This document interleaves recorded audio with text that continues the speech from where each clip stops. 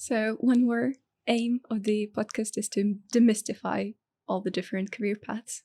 So could you tell what you were doing during the internship and what does it involve? First of all, the different career paths.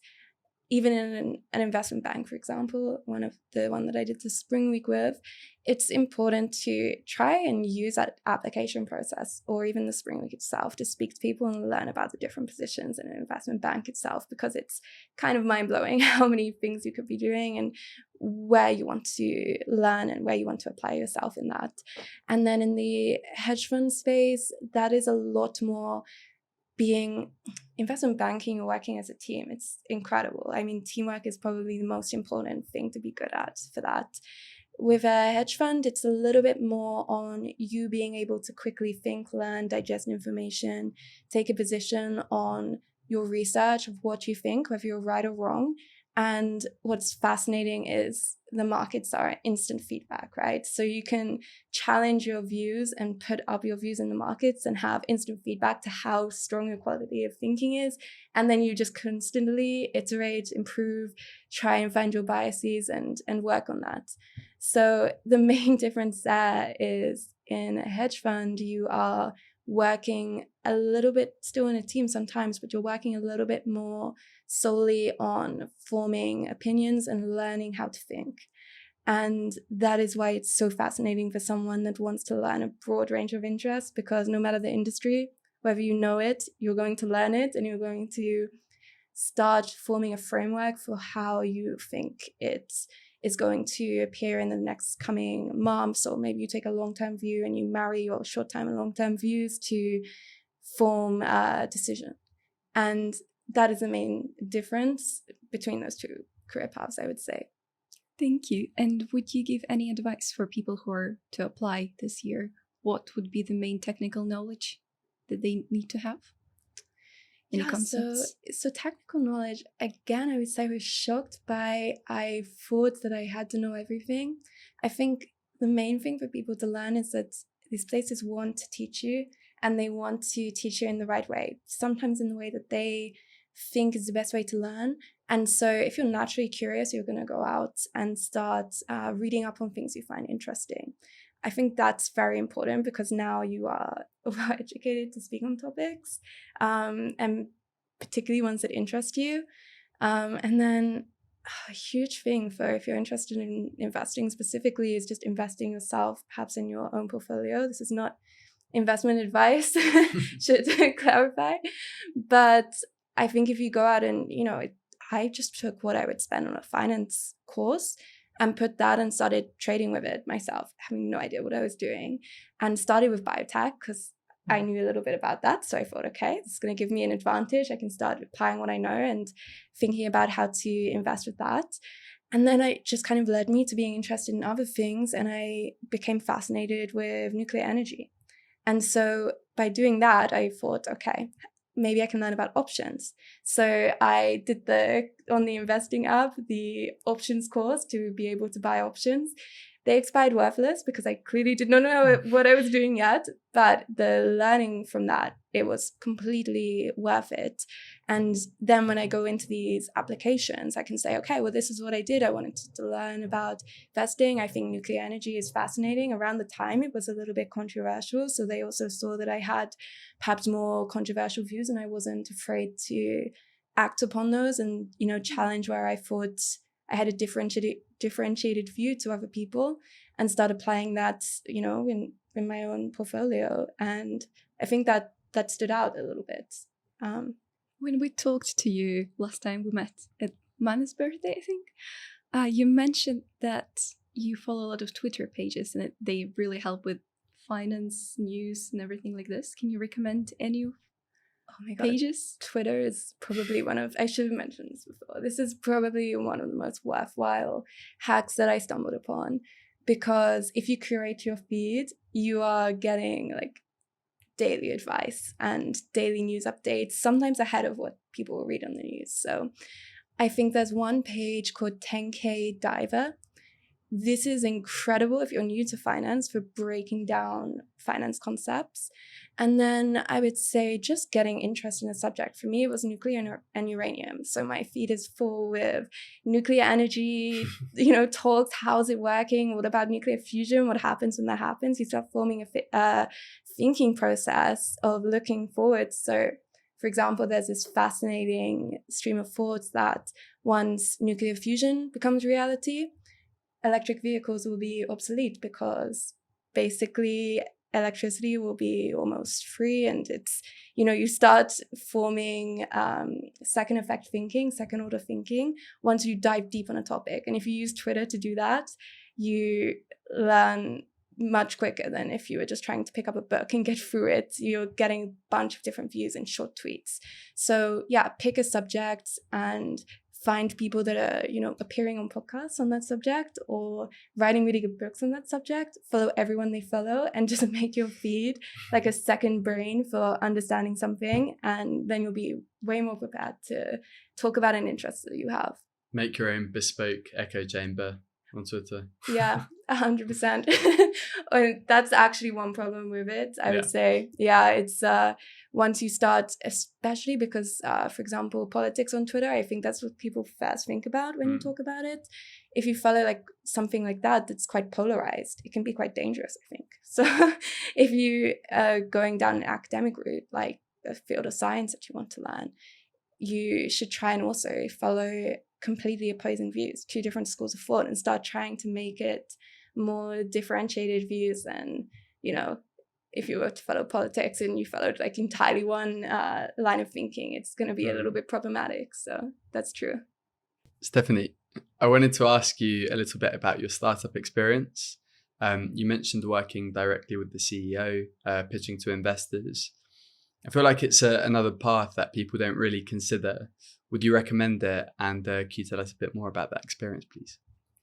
Yeah, so startups, I think, are fascinating because you go from, if you go into a corporate career, it's amazing how much learning that you get. I mean, there's learning programs to teach you everything that you need to know. There's endless amounts of support. If you go into a startup, everyone is kind of figuring it out as they go along.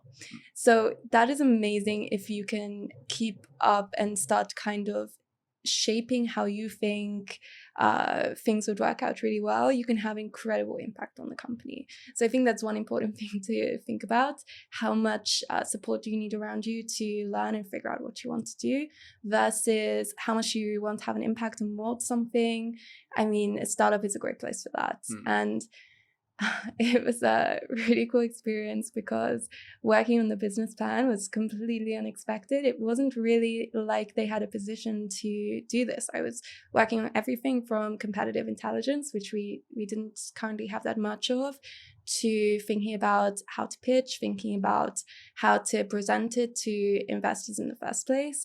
And so it was really learning everything about the company, synthesizing that into really a story. And I think there's this incredible book, I don't know if you guys have read, by Damodaran, which is Narrative and Numbers. And he talks about there's two types of people in the world. This doesn't just apply to finance, but he calls them poets and number crunchers. And so I think for me, I instantly recognized that I was more of a poet whenever I do investment pitches, for example, at Bloomsbury Capital. A lot of feedback I would get is you're really good at the narratives, at telling a story of a company and kind of thinking about how that works in the long term. And so the startup was perfect for that kind of skill set because conveying to investors, you're really telling a story. So it's a cool position for that. I think finance, I really want to work on marrying that poet side to the number cruncher side, which is something I definitely need to improve on a little bit, because really you need to be good at both if you're going to succeed, whether it's as a startup founder, as someone working in a startup, working in an investment bank, working in a hedge fund. The best type of person will be able to do both, but none of us are naturally born, I don't think. Maybe some people are, but I don't think many people are born having both sides of their personality and learning skills.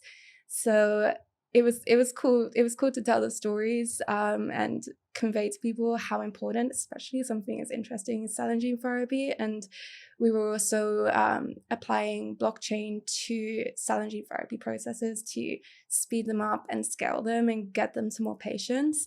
And that's such a meaningful thing to be working on as well. It's also, I think, shaped my view of how important finance is, because in order to make that work properly, you really had to understand business and finance. And typically in a startup, especially in a scientific field like that, you're having more scientists that are very good at solving problems, but maybe not so experienced with understanding the business landscape and how that needs to pan out. So it's kind of getting a taste of these different fields and learning how you need to understand one in order to apply it to another. So yeah. So Stephanie, at the risk of sort of derailing the podcast away from careers and stuff, we have spoken a lot now about like your career and all of that. So I do want to just bring it back to like mindset and what, you know, how you view things again, like transcendental meditation. I've heard so much about it. I've tried it. It's hard. So for those who don't know, there's like a few kinds of meditation. There's some that focus on breathing and, you know, just following your breath. And then there's some that focus on like visualization. There's all kinds of, you know, types of meditation. One lesser known one is transcendental meditation, the one that Stephanie mentioned at the start of the podcast, which some really successful people swear by. And because of that, I've sort of given it a go. And you can correct me if I'm wrong, but the premise is sort of you have this mantra, kind of this word, this sound almost that's yours, that's uniquely yours, and like a common one is Om, for example, and you just kind of you say it while you meditate and you focus on that noise. So it could be Om, and you like focus on that, and your brain tunes into that frequency. And you know, some of the successful people that I've listened to, they do it like twice a day, in the morning and in the evening. And they kind of like, I've seen people like Ray Dalio make statements that he's attributing his success to transcendental meditation. Yeah. And it kind of blew my mind. I gave it a go. It's hard. It's particularly hard because if you're not at home, like if you're at work or in the evening, wherever you are, if you're just muttering a noise, like it's a bit embarrassing. So like, on that topic, like how so you do it sort of like not every day, but you do it frequently, I'm guessing. How did you stumble upon transcendental meditation specifically? What are the effects you're seeing? Maybe a bit on that. Yeah, so first I just want to say about when you're out in public, the one thing I learned when you're first learning meditation, to definitely be in a quiet room, you have a timer, about 20 minutes. There's a really good app called One Giant Mind, which helped me a lot with transcendental meditation. It's quite useful for the timer and to start training your mind to be able to do it, because it's hard. I also think that once you get a bit of practice, you can do it anywhere, whether you're sat on the tube, or whether you're in line waiting for your coffee, or whatever it may be, because you can just bring the sound inwards in the mind and it kind of pulses, it passes and you focus on it. And that's what allows you to come back to the mantra instead of all these thoughts come up and you instantly want to just think and obsess on them, right? And so if you just bring it back to the mantra, you're aware of them, they've come to the top of your head and you understand what is going on back there and what's always the noise inside of your mind. And now you just bring it back to the mantra. And you can do that by making the sound, or you can have the sound internally and you focus on it. So I think that's one thing that helped me a lot, because then whenever, for example, I needed a quick burst of focus, you can train yourself to do a quick 5 minutes or even a few seconds just to quieten your head and come back to the mantra, and it quietens everything down. So I think definitely practice first with a timer, 20 minutes, but then start training yourself to be able to do it anywhere. It's really useful. And yeah, I guess that for me, it was also useful when you start thinking about interviews or stressful processes like that, because doing something as simple as the breath, the reason I learned about all of this definitely came from my mom and her experience in this spiritual profession that she has always taught me about from a young age. And I was reading a lot of books like The Power of Attraction and things like this. But I think when something as simple as just the breath, I've had cardiology lectures where they talk about how impactful that is on the vagal nerve and basically quieting down your fight or flight responses. And this all sounds a little bit weird and maybe not necessarily what we think about on a daily basis, but just having that in your mind when you're in a stressful situation and being able to use the breath. Box breathing is another really cool technique I think a lot of successful people use, and it was used to train Navy SEALs. This box breathing technique, I think, is on the internet. And I do that sometimes. Yeah. Oh, you're very into this. Yeah, I'm very into it. I do it before like big speech. When I was in university and stuff, I was the president of the Economic Society, and I did a lot of speeches, and I was always terrified of public speaking back in the day, especially.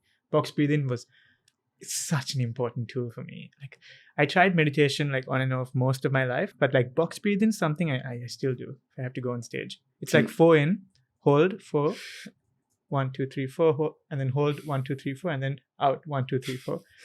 It's like, is it kind of like in Wolf of Wall Street where Matthew McConaughey is like, He's gonna start doing that on the tube when he's meditating over his mantra. That's what you'll hear. That is definitely not box breathing. Now we have an intro to the episode. So I find it interesting because clearly there is a science behind these things. It often tends to get conflated with astrology and mumbo jumbo, but you're saying there is a science. It is based on actual things, right? And like Ray Dalio is an investor. Maybe he's more of a poet than a number cruncher, to use that narrative, but there's that marriage there of science and spiritual. It's fascinating because, coming from this upbringing and then coming into science and medicine, we would have a lecture and they would be using certain words like vagus nerve. And then my mom would speak about things like the chakras. And when I thought about it, I was like, okay, they're talking about the same thing. They're just using entirely different language because they're so far away from each other that they can't cross-communicate. And I think that it would be very interesting if you start to see more scientists or even the people from finance trying to use these for performance optimization. I think that's where you've come into this, is a performance optimization standpoint. And once you start getting people from different backgrounds, the language can start to be, merged, and you can start having people, maybe focus on it from a more scientific viewpoint as well. But it's cool when two different fields use different language, and so they can't communicate so much. You think about the possibilities if they did communicate a little bit more, which I think is starting to happen now. That's super, super interesting. And to finalize the episode, what is your final goal? And where would you like to see yourself in 20 years' time? Such a hard question. Harder than any interview question. But I think for me, it's not so solid as like, this is the career that I want, or this is exactly what I want to be doing. Probably sounds a little bit cringy, but I think once you start exploring different scientific fields and when you start thinking about the possibilities of investing into those fields, you can start to think, there's this incredible book called Where's My Flying Car? And this I would recommend to everyone, no matter what career you want to go into, because it's basically talking about how the pace of innovation sort of stagnated a little bit. And in terms of how much you saw in the Industrial Revolution, we feel like everything's grown and grown, but where innovation has grown is in computing. And you've had Moore's Law, and you came off of that because of parallel processing, which allowed kind of the advances in machine learning and artificial intelligence, which is being driven now. But if you just carried on that curve of innovation that we saw in the Industrial Revolution to other things like transport, flights, aviation, automobiles, where could we be now? And this is kind of falling more towards energy usage and resources. And, we're incredibly worried about the future of the planet, for example. But the fields like nanotechnology and certain therapies, the potential that these areas of science have to continue that curve and accelerate it, as we've seen in computing, which has had the most benefit of that, then the world could be entirely different in our lifetimes. And I think marrying interest in science and perhaps finance, or wherever you find, if you're a founder or if you're looking to invest in these things, if we all had a little bit more of that view of how cool things could be. Like an area of science I love is longevity, kind of crushing those limiting beliefs of, okay, lifespan is so much. You could think, what am I seeing in science right now? Maybe we could extend it. Like that would be really interesting. And the more people that are kind of focusing on these topics and investing into them or engineering them, that's going to be incredibly interesting over the next couple of years. So for myself, I'd love to be involved in that somehow, whether it be as a founder or as an investor. And that's my dream, but it's not very specific. Sounds super exciting. Yeah, great. I mean, we were talking about this before the podcast, but this guy, Naval Ravikant, who's kind of like a philosopher / investor / he's philosopher VC is very cool. yeah. I mean, all of us know him, and we love him. And one of the things that he said was that if everyone in the population learned STEM and understood technology and followed that path, that we'd be done in 5 years. It's like one of the things that he says is that human beings would have figured out every single problem. We would have figured out solutions, and the only careers that would remain are the creative ones, the ones where music, drama, film, the ones that make us feel something, but everything else, every sort of other technical hurdle we would have solved if everybody was trained. And he was like, he says something interesting, like, don't tell me that everyone can't be an engineer or can't be a problem solver. That's just you looking down on someone. But everyone can be educated. And he said that if human beings in the human race was at a place where everyone knew how to build and understood software and hardware, that we would solve every single problem, and we'll just be sitting back and all of us just following creative careers. Just an idea I'm throwing out there. Utopia. That would be utopia, but obviously the world's never going to work like that. At the end of this book, Where's My Flying Car, he paints a beautiful picture of this utopia future. And it almost sounds like heaven, where he's saying that nanotechnology could form us all to live on a cloud that floats in the air and energy is free. And, it's a very weird way of thinking, but it was such a cool way to end the book. I think it's a really good hook to get someone interested in reading it, because I completely agree. STEM, I think getting more people at a young age interested in STEM, no matter what they want to do, is so, so important. I think particularly the younger age more so, because you're getting to university where it's how do we get more diverse groups into finance, for example? And it's well, you need to actually empower more young people from whatever background to think about studying this in the first place. That's where the real focus, I think, needs to be. I don't know, people are more of experts in this field, but it's just how I think about it. And yeah, the more people in STEM, I think the better, because even breakthroughs recently in energy and nuclear energy fascinates me, how much we could achieve if that became more of a reality. It's really exciting. Great. I think we're at a natural conclusion point. Stephanie, thank you so much for coming. I'm sure so many people are going to benefit from your journey, from your story, especially people with different backgrounds who've studied something different, who are now applying for jobs maybe outside of their education. Do you have any closing words? Do you have anything that you would like to plug at the end of the podcast? No, I don't think so.